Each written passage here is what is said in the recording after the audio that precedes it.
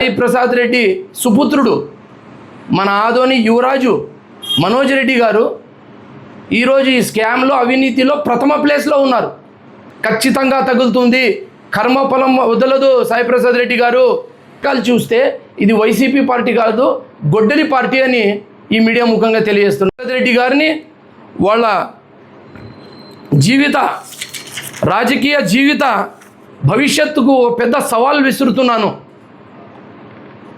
మీరు 2004లో first time ఎమ్మెల్యేగా నిలబడుతున్నప్పుడు ఆ ఎమ్మెల్యేకి నిలబడడానికి నామినేషన్ అయిన దానికి కూడా మీ దగ్గర డబ్బులు లేవు.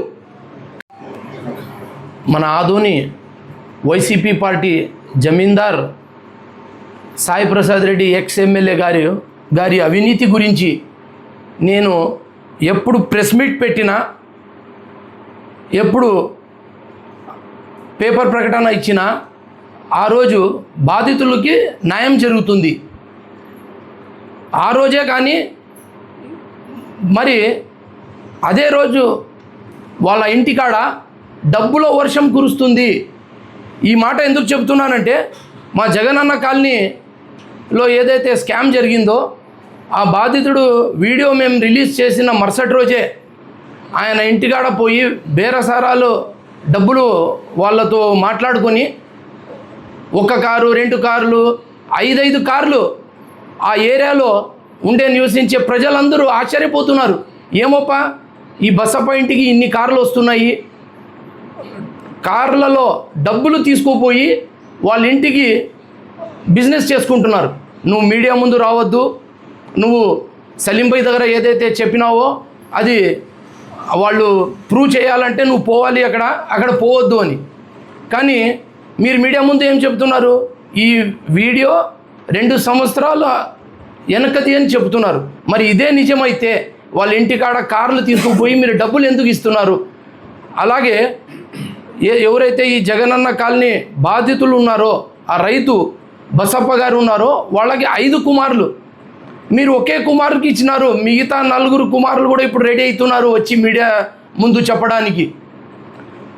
ఈ రాష్ట్రానికి ఒక అల్లిబాబా జగన్ అయితే 40 దొంగలు వైసీపీ ఇన్ఛార్జీలు ఎక్స్ ఎమ్మెల్యేలు. జగనన్న కాలనీ నిర్మాణంలో ధర్మవరం కేతిరెడ్డి గారు, అలాగే మన సాయి ప్రసాద్ రెడ్డి సుపుత్రుడు మన ఆదోని యువరాజు మనోజ్ రెడ్డి గారు ఈరోజు ఈ స్కామ్లో అవినీతిలో ప్రథమ ప్లేస్లో ఉన్నారు. అక్కడి నుంచి కేతిరెడ్డి గారు, మనోజ్ రెడ్డి గారు నేను 50 కోట్లు దాటినానంటే, మా అన్న మనోజ్ రెడ్డి గారు నేను నీకన్నా పై చేయి ఉన్నాను, నేను ప్రథమ ప్లేస్లో ఉన్నాను, నేను 100 కోట్లు దాటినాను అంటున్నాడు. ఈరోజు వైసీపీ పార్టీ అరాచకాలు చూస్తే ఇది వైసీపీ పార్టీ కాదు, గొడ్డలి పార్టీ అని ఈ మీడియా ముఖంగా తెలియజేస్తున్నాను. ఈ మాట ఎందుకు చెప్తున్నానంటే, సొంత బాబాయ్కే గొడ్డలితో రప్ప నరికి అదే రోజు మీడియా ముందు హార్ట్ అటాక్ వచ్చిందని చెప్పిన party Jaganmohan Reddy party, YCP party, అదే గొడ్డలి పార్టీ అని ఈరోజు నామకరణం చేస్తున్నాను. ఈరోజు మనము చనిపోయాక మమ్మల్ని గుంతలో పుంచడానికి 6 అడుగుల భూమి కూడా మన సొంతం కాదు.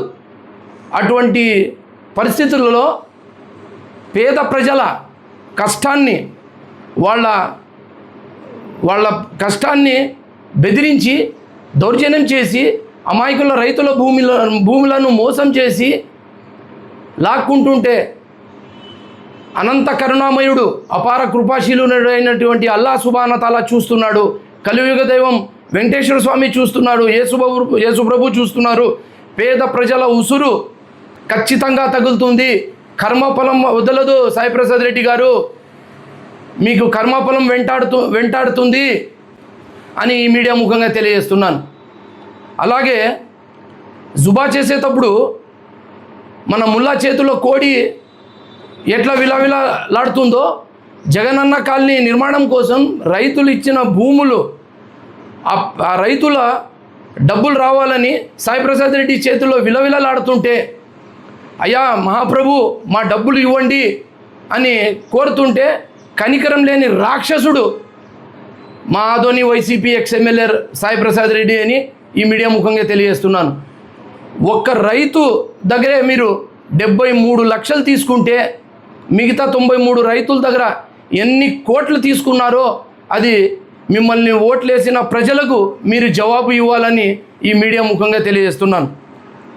అలాగే మా ఆదోని వైసీపీ పార్టీ జగన్ రెడ్డి గారిని వాళ్ళ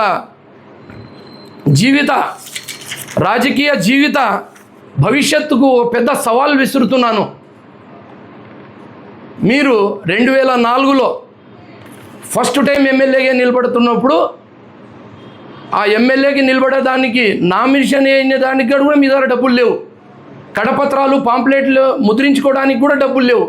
ఈరోజు ఇన్ని 100 కోట్లు ఎలా సంపాదించినారు అనేది మిమ్మల్ని నమ్మి ఎవరైతే ఓట్లు వేసినారో ఆ అమాయకుల ప్రజల్ని మీరు జవాబు ఇవ్వాలని కోరుతున్నాను. అలాగే మా యువరాజ్ చెప్తున్నారు, మేము గర్వంగా చెప్తాము, మా నాన్న మెడికల్ కాలేజ్ తెచ్చినాడు, మా నాన్న బైపాస్ రోడ్ తెచ్చినారని. అయ్యా మనోజ్ రెడ్డి గారు, అది సెంట్రల్ ఫండ్, అది మీరు ఏం చేసినారు ఈ ఆదోనికి అని జవాబు ఇవ్వాలని మిమ్మల్ని ఈ మీడియా ముఖంగా తెలియజేస్తున్నాను.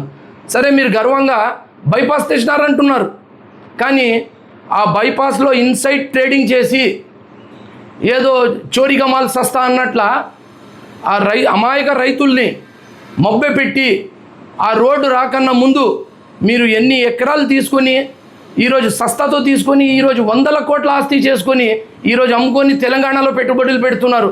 అది చెప్పడం లేదు మనోజ్ రెడ్డి గారు మీరు అని మిమ్మల్ని అడుగుతున్నాను. అలాగే మెడికల్ కాలేజ్ గురించి చెప్పినారు. మెడికల్ కాలేజ్ అనేది గత వైసీపీ ప్రభుత్వంలో సెంట్రల్ ఫండ్ నుంచి వచ్చిన స్కీమ్. అది నంద్యాలలో కూడా చాలు అయింది. నంద్యాలలో ఈరోజు వైసీపీ ప్రభుత్వంలోనే స్టార్ట్ అయింది. మరి ఆదోన్లో ఎందుకు చాలు కాలేదు? ఈ మెడికల్ కాలేజ్ వెనుక మీరు చేసిన కుట్ర. గత 6 నెలలు మెడికల్ కాలేజ్ ఎప్పుడైతే శాంక్షన్ అయిందో, మోదీ గారు గవర్నమెంట్లో ఎప్పుడైతే శాంక్షన్ అయిందో అప్పటి నుంచి మీరు 6 నెలలు లేట్ చేసినారు. ఎందుకు లేట్ చేసినారు? మీరు రియల్ ఎస్టేట్ చేసేదానికి. ఒకసారి ఏమో మీడియా ముందే వచ్చి ఏం చెప్తారు, ఎమిని రోడ్ అంటారు. ఒకసారి మీ భీమా కాలేజ్ దగ్గర ఆలూరు రోడ్ అంటారు. ఒకసారి సురుగుంప రోడ్ అంటారు. అమాయక ప్రజల్ని, అమాయక రైతుల్ని, భూముల్ని దోచుకోవడానికి ఈ 6 నెలలు మీరు లేట్ చేసిన స్కీమ్కి ఈరోజు మెడికల్ కాలేజ్ స్టార్ట్ కాలేదు. మరి పక్కనున్న నంద్యాల కాలేజ్ ఎందుకు చాలు అయింది? ఈయన కాలేజ్ ఎందుకు చాలు కాలేదు? ఇది మిమ్మల్ని ఓటేసిన అమాయక ప్రజల్ని జవాబు ఇవ్వాలి కదా. మీరు అక్కడ 100 ఎకరాలు తీసుకొని అక్కడ ప్లాట్లు వేస్తున్నారు కదా. మరి అది చెప్పండి మనోజ్ రెడ్డి గారని ఈ మీడియా ముఖంగా తెలియజేస్తున్నాను.